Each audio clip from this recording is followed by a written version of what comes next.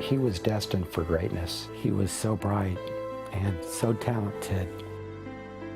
My father leaves behind a legacy of faith and family. My mom was a beautiful soul. She always thought of everyone before herself, and the world needs more people like her.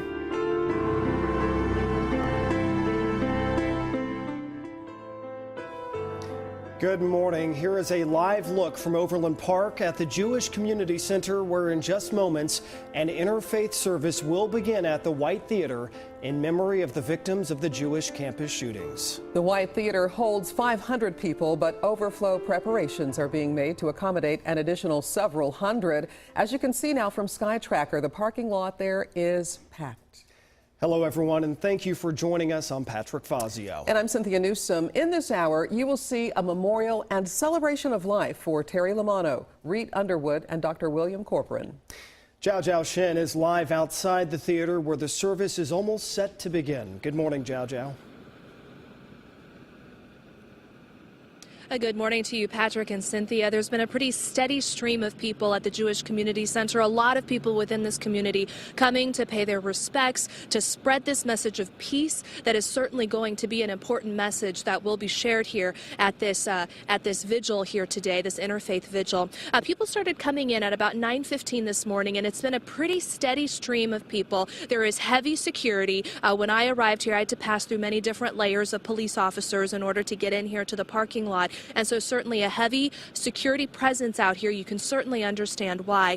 We've seen people of all ages out here. We've seen some young school children. We've seen young adults. We've seen families. We've also seen some older members of our community coming here. Everyone coming together to honor the victims and to, again, share this message of peace and respect and acceptance within our community. We've also seen a lot of people of different faiths and a lot of people of different ethnicities as well. So certainly a lot of people here at the Jewish Community Center, all here to pay their respects to the 3 lives that were lost on Sunday afternoon, so tragically out here. Again, 14-year-old Reed Underwood, his grandfather, Dr. William Corcoran, and Terry Lamano, who was killed not too far away at the Village Shalom Retirement Center. So certainly 3 lives here in our community. We've heard so much about them and so much about the impact that they've made on the people who love them, their friends, their family, members of the community who don't even know them.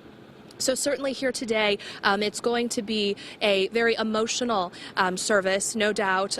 There are many different speakers here. I saw Congressman Emanuel Cleaver enter not too long ago. We also have Kansas Governor Sam Brownback, as well as the Attorney General is here as well, the U.S. Attorney General. So some dignitaries here to pay their respects, as well as leaders of many different faiths here within our community. Going to be a very emotional day here today. It is going to start here shortly, and so we are certainly going to broadcast this to you live and share this message that is going to be spread here today.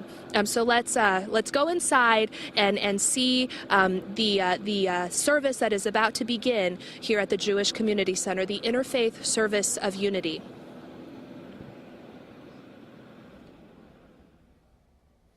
All right, thank you, Zhao Zhao Shen. You see that the audience is gathered and they're waiting for this ceremony, this special service of unity and hope to begin.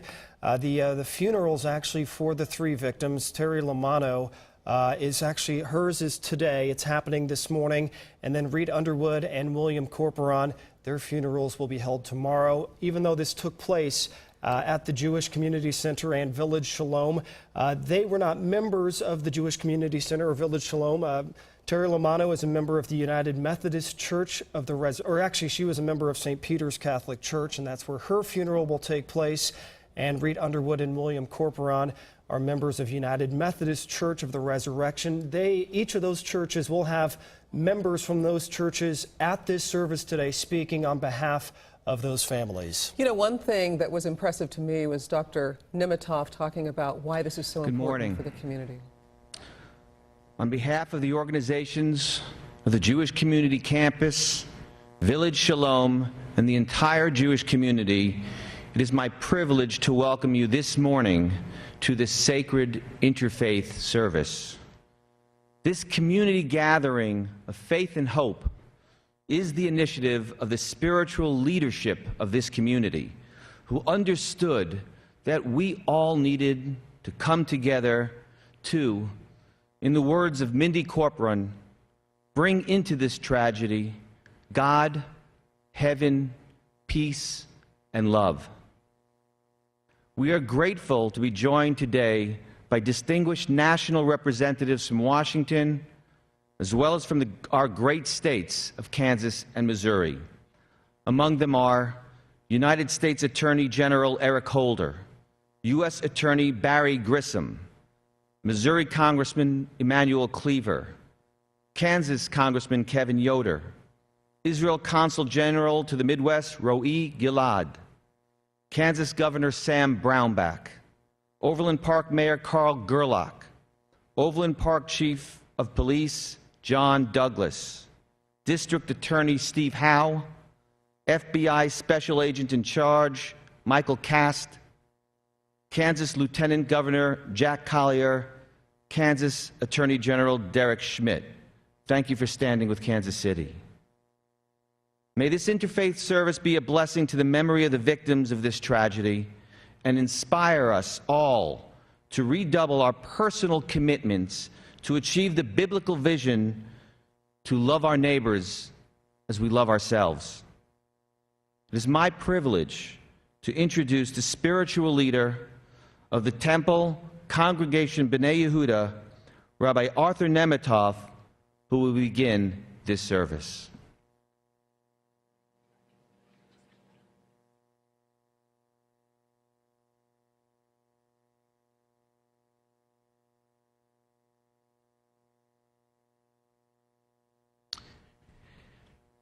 Two short notes. Father Stephen Cook is unable to be here today because he is officiating at Terry Lamano's funeral. In his place, we are delighted that Father Charles Rowe is present and will offer remarks. We are here because of an issue of security. Security has always been of paramount concern to the Jewish community. One of the organizations in our community, JCRBAJC, has worked tirelessly with our Overland Park Police to assure that we have a safe community. But there is no one in our community who cares more about safety than the Chief of Police of Overland Park, John Douglas. The Chief is ironically retiring today after service to this community. I cannot think of a more appropriate moment to say thank you to the Chief. So, Chief, if you would please rise.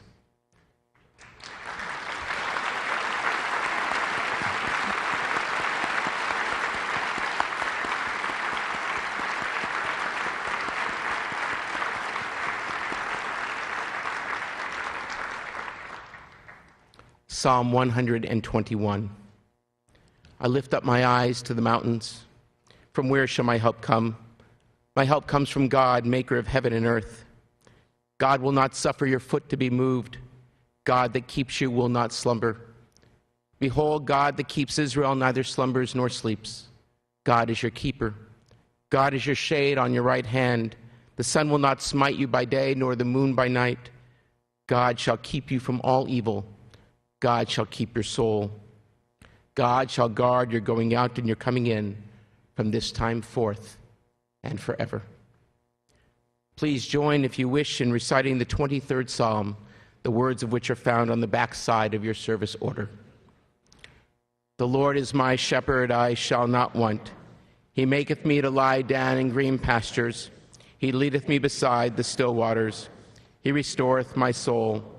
He leadeth me in paths of righteousness for his name's sake. Yea, though I walk through the valley of the shadow of death, I will fear no evil, for thou art with me. Thy rod and thy staff, they comfort me. Thou preparest a table before me in the presence of mine enemies. Thou hast anointed my head with oil. My cup runneth over. Surely goodness and mercy shall follow me all the days of my life, and I will dwell in the house of the Lord forever. We walk through the valley of the shadow of death. We do today. At this hour, just a few miles from this place, Terry Lamanno is being buried. And tomorrow, Reet Underwood and his grandfather, William Corcoran, will be laid to rest. We can hardly comprehend the pain, the confusion, and the grief that consumes these families. They, like we, ask the unanswerable question, why? Why did such tragedy befall three good souls? Why do bad things happen to good people? We do not know. And while each of us has a unique theology of life, mine tells me that God did not cause this pain. Rather, God, like us, is weeping for this loss. And God is silent in God's grief. This insight tells us how our families mourn this week. It is in silence. There is great power in silence. In silence we offer our support. In silence we love. In silence we grieve. And yet we know that silence will not heal the wound that has ripped our community asunder. For it is silence that has allowed such acts to happen. Silence in the face of hatred. Silence in the face of prejudice. Silence in the face of fear. Silence is no solution. What is? Love. Love for each of God's children. Love for who we are. Love for those who are wounded and weary. The Bible is clear in this message. In the book of Leviticus, we are commanded, Va'ahavta re'echa kamocha. Love your neighbor as yourself. Love your neighbor as yourself. How do we do that?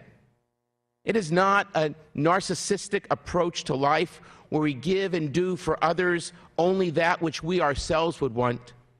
Rather, it is just the opposite. We are just the opposite when we put ourselves in another's shoes and imagine what he or she needs, and we are able to provide it. That is love. That is when we love our neighbors as ourselves. That is what Terry's and Reet's and William's families need today, and is that which our community needs.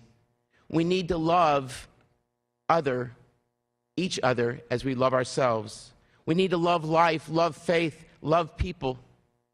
For that is, as I have read and heard, who William and Reet and Terry were, all lovers of life. And if we love, if we can embrace the opposite of hate, then we can stand together and we will be stronger. There's an ancient Jewish tradition that when a loved one dies, we take a small stone and we place it upon the grave. We do so in order to have something to do, some physical act of remembrance. We do so also to remind ourselves of our loved one's values and hopes and dreams. I was once taught a small twist on that tradition. Instead of one stone, take two, a similar size and shape. Place one on the grave and place the other in your pocket.